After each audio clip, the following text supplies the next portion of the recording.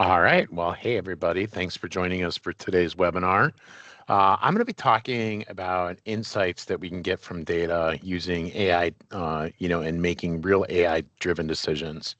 When I came up with this idea a couple of months ago was before Ignite, and so a lot of announcements kind of changed what I wanted to talk about here today.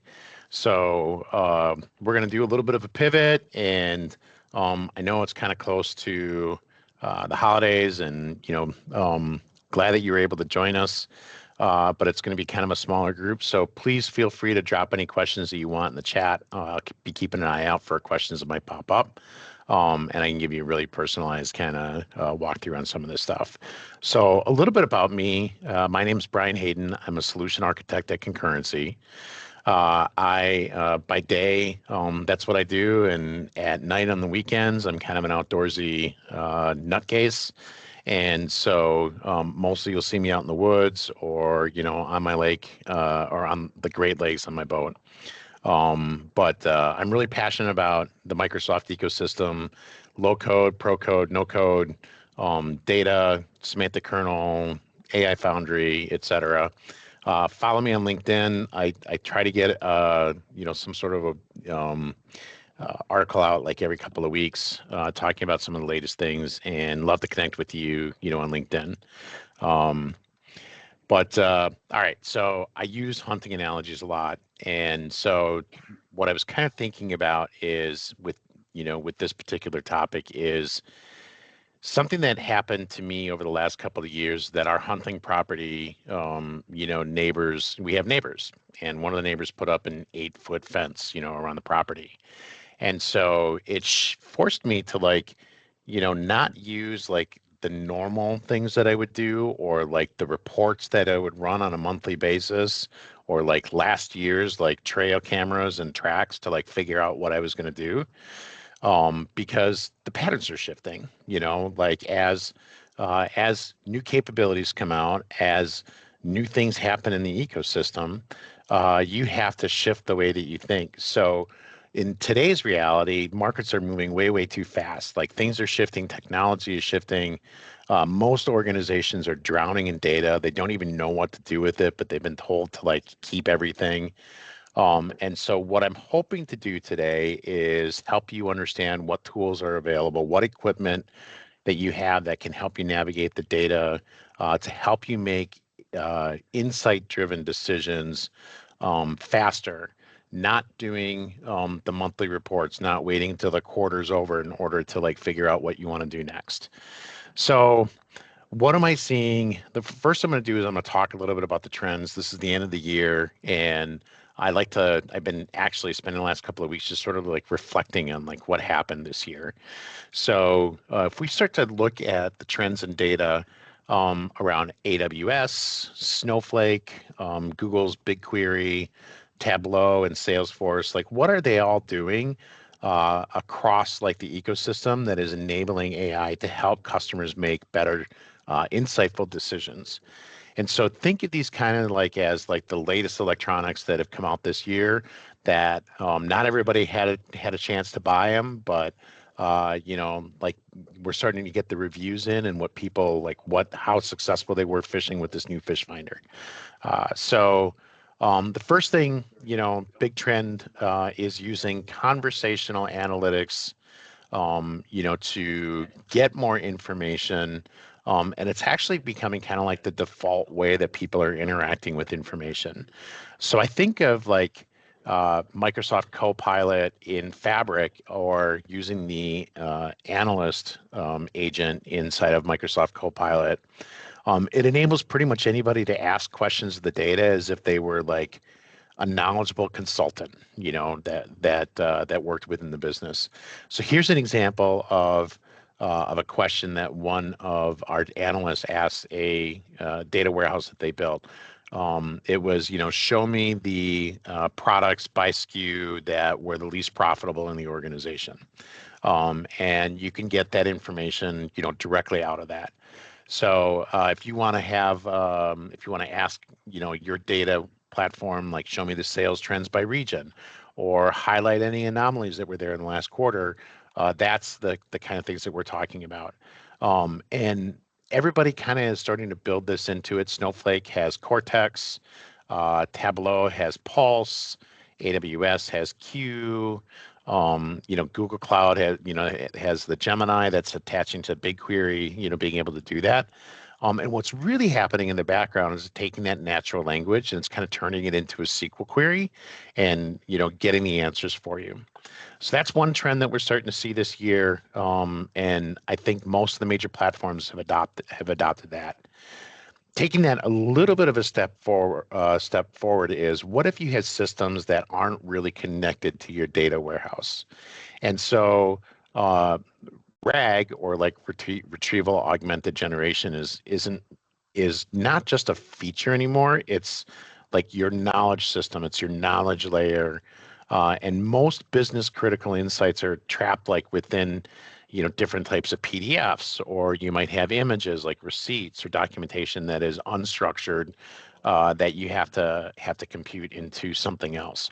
Or maybe you have something that's sitting inside of an API that you can't quite like bring into your analytics platform. So what we're doing is we're seeing people build off of those systems using RAG or using other pipelines to build more knowledge into the conversational aspect of what they're doing.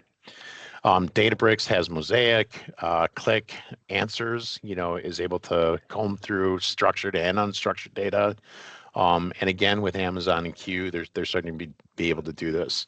And the cool part is that it's not just like pulling the data out raw and throwing it in. It's actually giving it somewhat of a semantic understanding about it. We're going to talk a little bit more about it, but on the Microsoft side, Foundry IQ is kind of like a knowledge layer for agents, and that's sort of what that is, built on Azure's AI search. But it's sort of building a commoditized wrapper around it, so you don't really have to have a deep understanding of how to build things in Azure. You can kind of one-click it, similar to what you do in Copilot Studio. So another trend that I'm seeing is the semantics, and this is really something that I wanted to highlight after Ignite. And LLMs are really good at like taking that language part, and in the first trend that I was talking about, turning it into SQL. Pretty good at things like that. Even being able to like ask it and then have it figure out what to go and how to go and find the information if you have some sort of MCP that it knows how to use. But it doesn't really have, LLMs aren't really good at understanding like your business language, like what a customer means in this context, until you give it, until you actually explain it to them. So that's that semantic or the business meaning that is necessary to really help like unlock the AI insights. And I was really, really excited about Fabric IQ, and IQ is going to come up quite a bit in the Microsoft ecosystem. And that's exactly what that does, is allows you to take all the different data elements and describe what those things mean to each other, and generate some sort of a knowledge engine or a knowledge graph that can be used in order to interrogate or go through the data at a different level. So what you're seeing, on the picture here is Microsoft Fabric IQ. But Google Cloud has like a BigQuery knowledge engine that's in preview that they've started to, expose to some customers. SAP has Joule, and then we're going to dive a little bit more into the Fabric aspect of it. But it's like, being able to tell the difference between, if I'm looking at a topography, topology map, like, is that a lake or is that a swamp? I kind of know which one's which so I can navigate things, a little bit better. Another trend that we're seeing in the industry is that agents this year are really starting to move from answering questions to actually performing actions, for the, on behalf of the users. And we're seeing a lot of new features coming out in these tools that give it access to tools and allow it to do more meaningful things. So at the beginning of the year, most people were just doing chatbots. And then Copilot Studio started to be able to incorporate MCP actions and other type of things that you could do. So inside the industry, AWS has Bedrock agents, SAP has Joule agents, Databricks has Agent Bricks, Microsoft has Copilot Studio and Copilot agents, as well as being able to build your own agents in like more of a pro code kind of way as well. So using AI Foundry and a bunch of other mechanisms as well. And so um, one of the cool things that we're going to really dive in today is around these different layers of how you build agents, and what that actually means, the difference between like just specific data agents or like action agents or something that's hybrid or like kind of in the middle of that. Another trend that that I've wanted to notice this year is, or actually it really hasn't taken off this year. It's starting to take off right about now. And it's going to really snowball. It's going to start to really snowball throughout 2026 is trust and governance. And the amount of conversations that I had in Q1 were, hey, tell me about how I can keep my data safe. And, we talked about Purview, we talked about this, we talked about that. Copilot has all that kind of built into it. And that was great. But now people are like, how can I really trust it? How do I know that the permissions are working? What are some of the next level governance features that I can incorporate into my workflows as I'm building these agents? Evaluations, are something that, if you're not familiar with the term evals in this context, it is the way for you to be able to measure, um, the response that comes back from an LLM versus what you actually expected. But all these tools basically have RBAC controls built into it. Microsoft Fabric has, basically from the very beginning, has had that. Google BigQuery has RBAC controls. So I think you're going to see people start to go back and say, hey, wait a second, this stuff has got a lot of dangerous content, dangerous from the standpoint of like data leakage, that I don't want to like let this just go out into the wild. So people are going to start paying a lot more attention to that, as this next year starts to happen. I've talked a little bit about evaluations and observability. So here's kind of a screenshot I was talking about. Um, and inside of Copilot Studio, this feature was released at Ignite, where you basically could say, here's the question that I want, what the test method that I'm going to use, here's what I expect the answer to be. And, it's non-deterministic, to a certain degree. So, when I ask a question, I'm not going to get Apple as the answer, but I do need to know that it's like kind of loosely related to that Apple thing that I'm expecting it to come out of. So I have seen Databricks making some investments in that. Copilot Studio built this as part of it. Foundry has had this for quite a bit. So I think that you as an organization should start to reflect on this trend and what that means for how you're going to build agents throughout 2026. So those are some of the trends that I'm thinking, that I've seen happening over the last, specifically accelerating over the last quarter. But throughout 2025, I've been seeing the momentum build in some of those areas. But I wanted to talk a little bit about like when we, how we're going to build something that allows us to make AI driven decisions. So that's kind of like the vendor neutral approach. And now I'm going to talk a little bit more into the Microsoft implementation layer aspect of this. But it's important to kind of break this down into like the three different areas, the three different layers that we're gonna explore. First, we're going to talk about the unified data platform. This is making sure that I have a single source of truth against all of my structured and my unstructured data in a way that has got the governance, compliance, and security kind of built into it, from the beginning. Without that foundation, it's going to be really difficult for us to go to the next layer, which is building the semantic layer on top of that, and having giving the LLMs an ability to actually understand the relationships between, all these different pieces of information. Once you have both of those two key pieces in place, then we can start to talk about the actual agents themselves. So, At the ground level, that's the base camp. Our middle layer on the semantic, that's kind of like having our trail map that shows us, where everything is and how to get to it. And then finally at that top layer, that's our trail guide, like the guy that we hire, to help us get through to the mountain or get to the top of the summit, et cetera. So let's take a look at what we're going to do to get there. So some companies, are still stuck in like the data in Excel, manual, on-premise. I do kid you not, we work with a bunch of customers that still have the data, 99% of it on-premise, and very, very little in the cloud. But other companies have built out traditional data warehouses that are maybe sitting in the cloud and can leverage some of that. And we're now starting to see organizations use things like Snowflake and Databricks. And I'm actually finding very few companies that haven't invested in a strategic analytics platform. So most of them are probably sitting in that diagnostic space, but they're really trying to get up into this wisdom and insight, area. And that's what we're going to do is teach you how to get there. So as that base camp, Fabric is the Microsoft data analytics platform. And it's built on this foundational layer of OneLake. And you could think of like OneLake as OneDrive for your data. So everything goes in there, and it helps to eliminate the data silos because everybody's reading from the same map.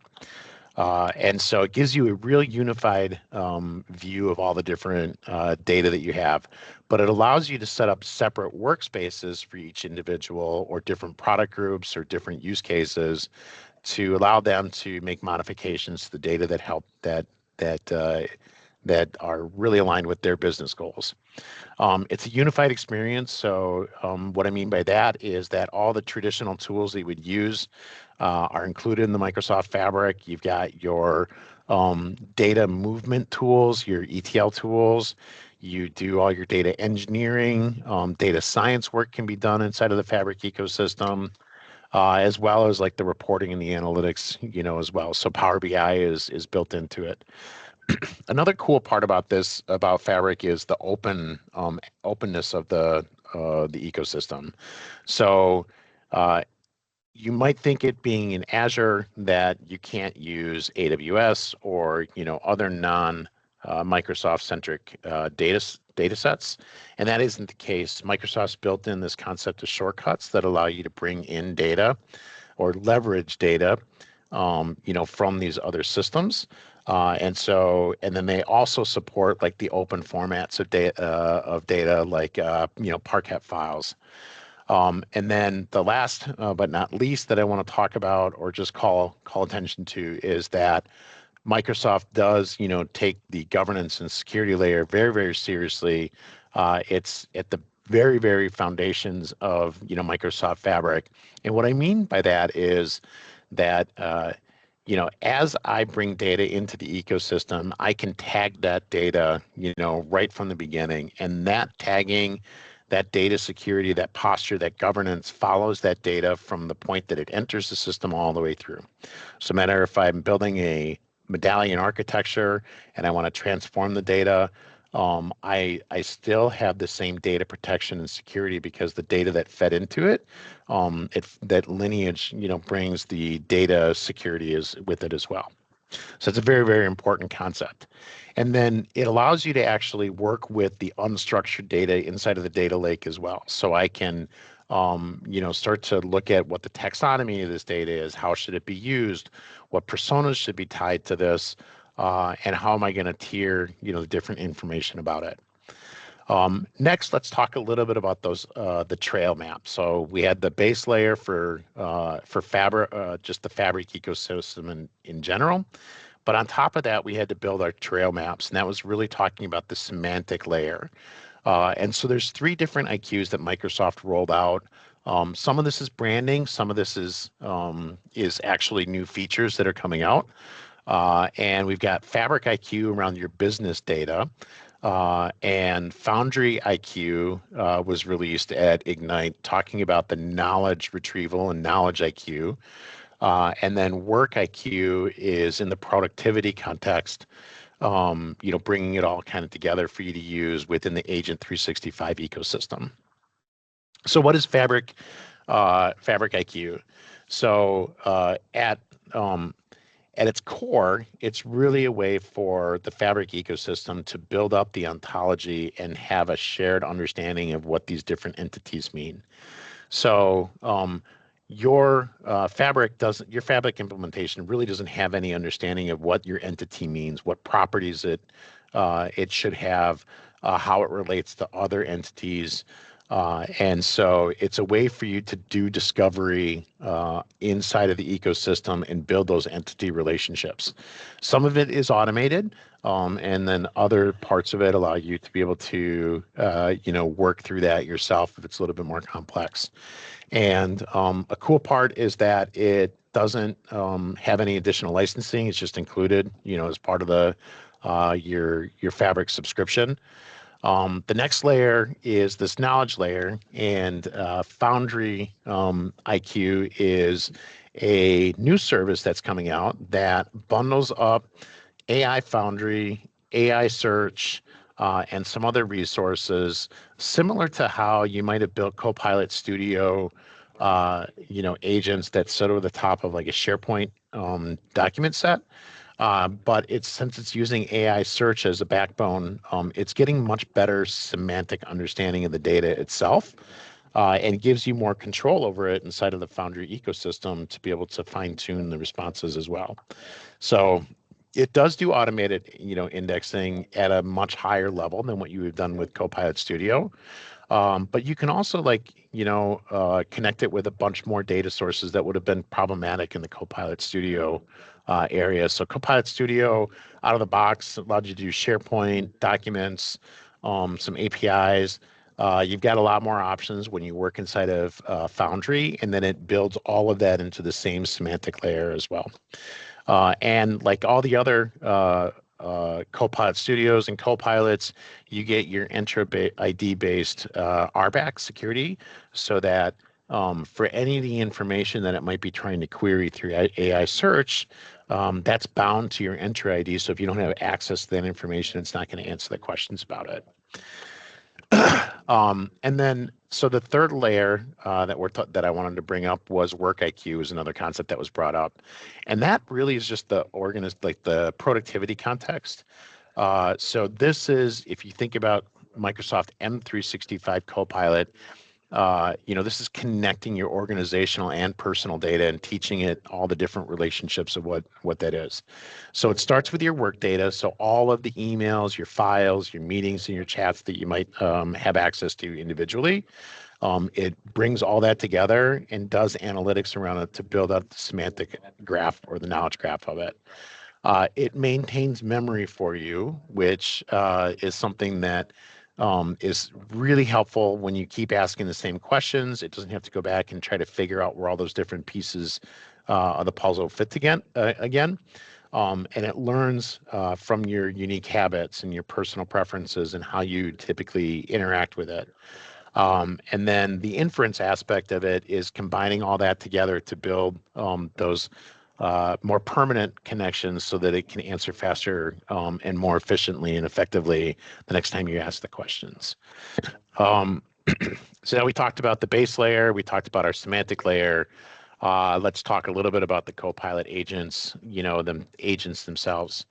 And so we've got a couple of different ways to look at this. I'm going to split this up into agents themselves and then like the tooling, that can help you build this, as well. So on the, agents themselves, you could kind of look at it as like, I've got copilots, which are, lightweight agents that sit next to me and answer questions. So Copilot in Power BI is a really good example. I can ask, I can ask questions about the data. I can take my natural language and have it transform it into a query that I can run, and just basically sit next to me to get me there faster. Same thing with like your M365 Fabric. M365 copilots, like ask questions about like, hey, I missed this meeting. Can you tell me what was in it? Et cetera. Then we have like actual agents that are going to do things on behalf of me as well. So I've got like operations autonomous agents. I've got virtual agents that can do things, for me. And that's giving it the tooling and the skills, whether that's through Power Automate.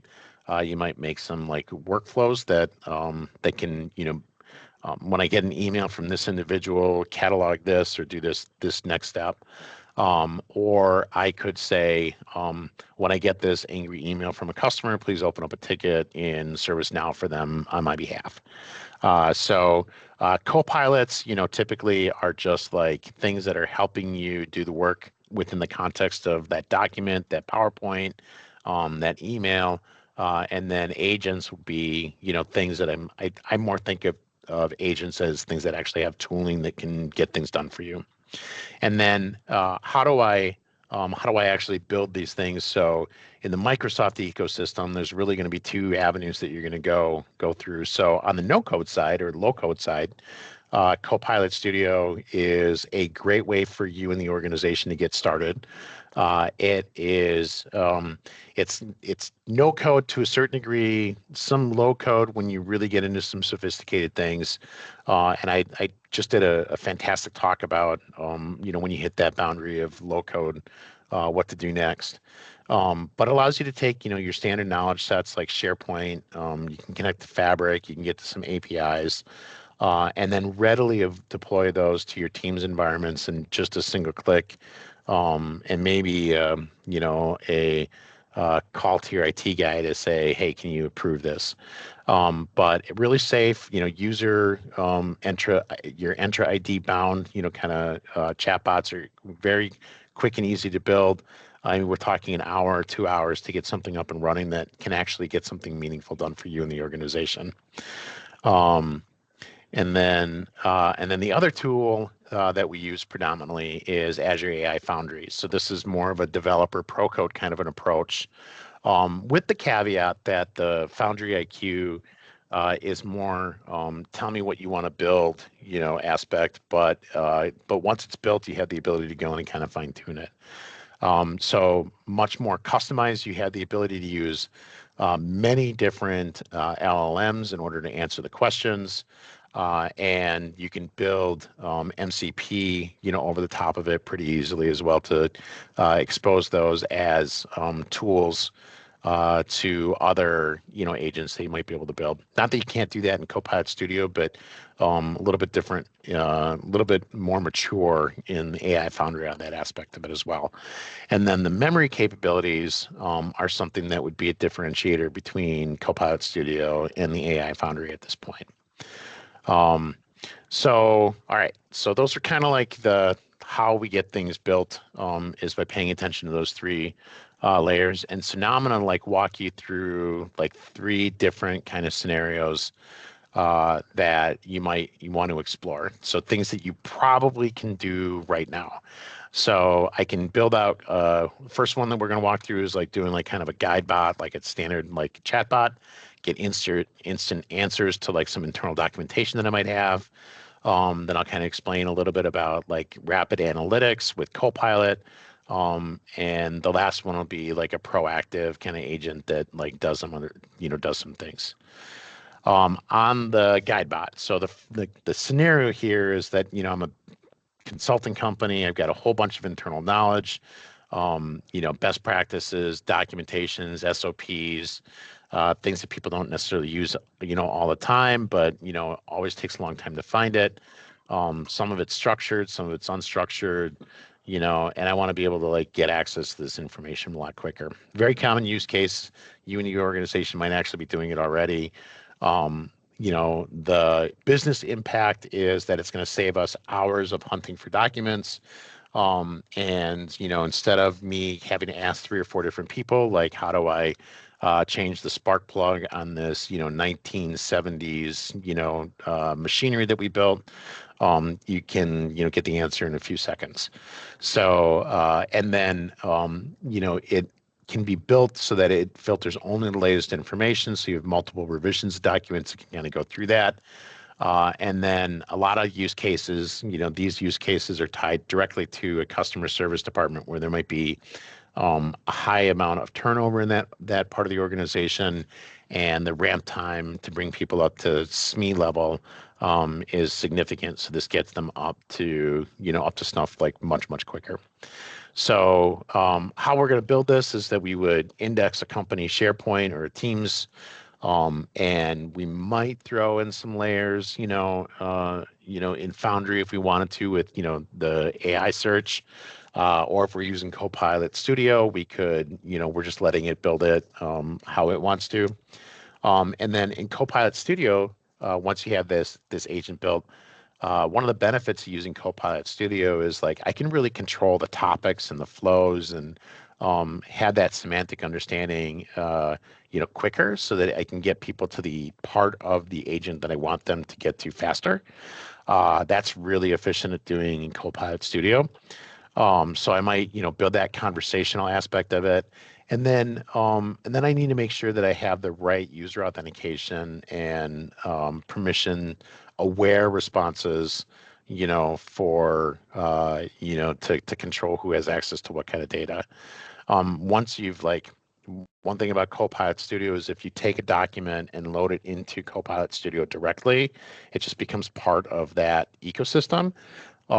Versus using SharePoint where it still has that entry ID attached. So, kind of being careful about, some of those things. You want to make sure that you're looking at the security and the permissions.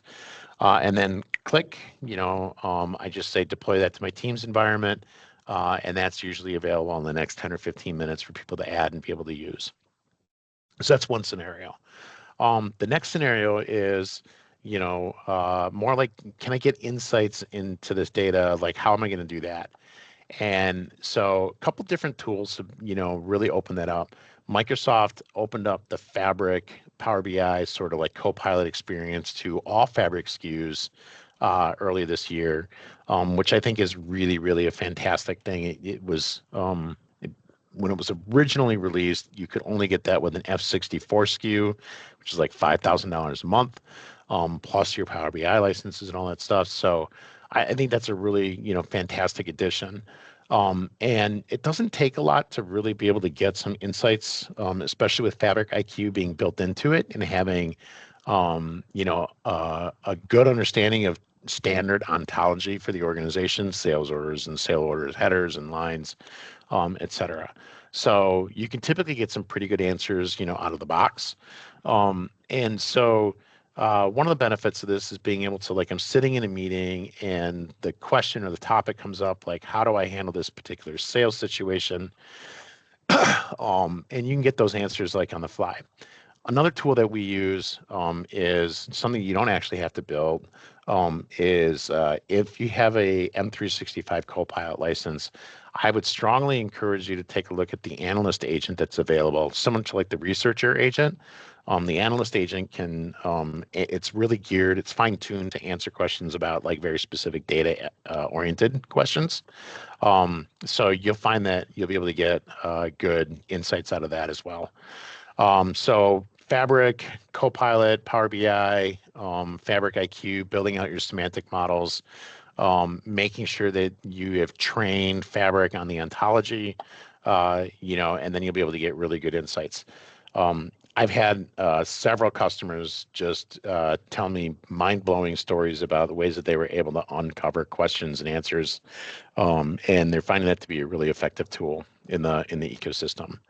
And then the last scenario that we want to look at is building like a proactive agent. So like a lot of times this comes with like manufacturing organizations where they might have a bunch of IoT sensors, and that data is being fed into, some sort of observability platform.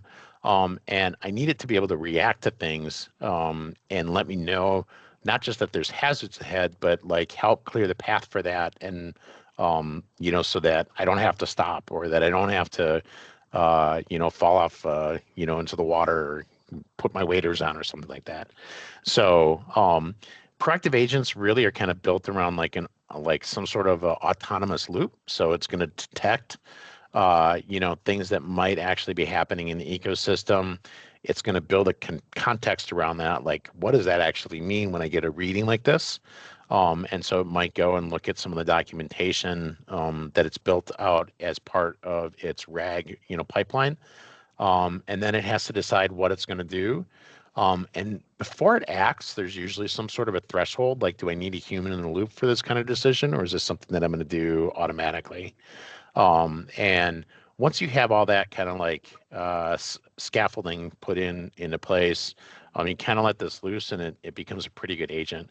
Microsoft released one that's called the SRE agent, so like a site reliability engineer that you can plug into your Azure ecosystem, and it'll watch things like App Insights, take a look at like, hey, we did this deployment. And 2 hours later, like I'm having latency issues with the database and it's causing timeout issues. And so it can automatically say, you know what, we need to do a rollback, and it's going to do that, and then notify, open up a ticket or something like that for the next day. And then people can, handle that like in a less stressful, situation. So building these kind of like proactive agents is something that doesn't necessarily take a ton of time, but depending on the complexity of what you're looking at doing, I still think it's something you can do within like a week, to get the proof of concept up. So kind of wrapping things up here. So key takeaways here, I want you to think about those 3 different layers, that I laid out. So the unified data platform, Microsoft Fabric, using these new IQ layers that I talked about, as like your trail maps, and then that allowing you to build your AI-powered insights, your agents, your copilots that are going to sit on top of that. After the first of the year, I'm going to have had some time to actually play with these IQs, under the hood. So we're going to do some deep dives on each one of these. So, I want you to follow Concurrency, follow me. I'll be doing some webinars, pretty early in January and February, especially on like the Fabric IQ and what that means. But for you as an organization, what are some things that you could be doing right now? So I would say, like, put together like a 30-day, adoption plan. Like, what am I going to do week 1, week 2, week 3, and week 4? And so I would probably start with just identifying a good use case, one that's going to provide value to the organization. Science experiments are great, but if they aren't going to teach us anything, then what's the point in doing them? And more importantly, is the organization going to, give me the licenses or allow me the flexibility to do it? Then I would take it in week 2, take a look at like, am I ready to do this? What permissions do I need? What data foundations? Do I have to clean anything? What governance controls should I put in place, or what should I think about? And then week 3, it's pretty easy to build a prototype in Copilot Studio. Even AI Foundry only takes a couple of hours to kind of get used to some of the mechanisms, and build out like, a lightweight LLM, kind of question and answer bot. And then last but not least, in the final week, make sure you're taking a look at like how effective this is. So measure the outcomes, get some feedback from some of the users that you might have using it, and plan on what you might want to do as sort of a next step. So that being said, I think that Amy probably dropped a link in in the chat here. So if there are any opportunities or any questions that you have, let's connect and let's talk about how Concurrency can partner with you in the organization to build some of these agents to help you gather more AI-driven insights out of the data that you already have. So I'll stick around for a minute or so if anybody has any questions. Otherwise, thanks very much and happy holidays.